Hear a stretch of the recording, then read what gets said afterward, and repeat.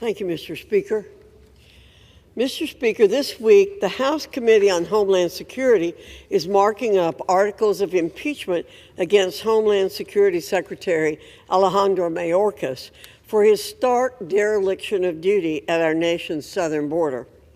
I believe that Secretary Mayorkas deserves to be impeached for his failures, and my intention is to vote in favor of his impeachment. That said, it is because of House Republicans' commitment to restoring regular order that we have now reached this critical juncture. Regular order has allowed the Homeland Security Committee to conclude its investigation into Secretary Mayorkas and move at an expedited pace in its consideration of these impeachment articles. It is well known that I voted to refer the impeachment process to this committee. Regular order can and should be followed, especially on such an important issue as this. What has come to light now is that the vote to refer these articles to the Homeland Security Committee expedited the process by giving that committee sole jurisdiction over the articles. That vote gave us the quickest possible timeline to move these impeachment articles to the Senate, where a conviction can and should be affirmed. We must also acknowledge that regular order has also preserved precious taxpayer dollars that would have otherwise been wasted if the committee's investigation had been immediately cut short. Mr. Speaker, while we're on the topic of the southern border, let me address the Senate's secret border deal.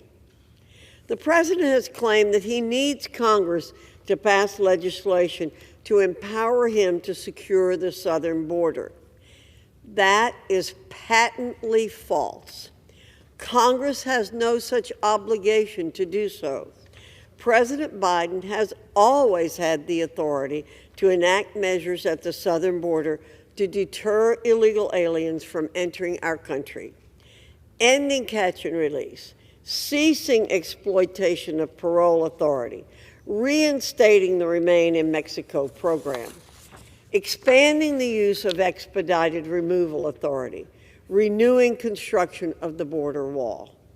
Let's not forget about what authority is granted to the President under the Immigration and Nationality Act as well. Quote, whenever the President finds that the entry of any aliens or of any class of aliens into the United States would be detrimental to the interest of the United States, he may, by proclamation, and for such period as he shall deem necessary, suspend the entry of all aliens or any class of aliens as immigrants or non-immigrants, or impose on the entry of aliens any restrictions he may deem to be appropriate. Again, the President already has the authority to secure the southern border.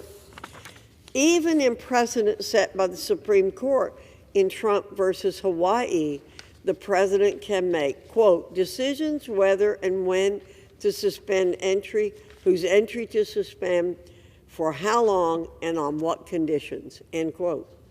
Mr. Speaker, President Biden is acting as if Congress has tied his hands, and the only way he can secure the border is with more congressional approval. The truth is that President Biden has been sitting on his own hands for months on end.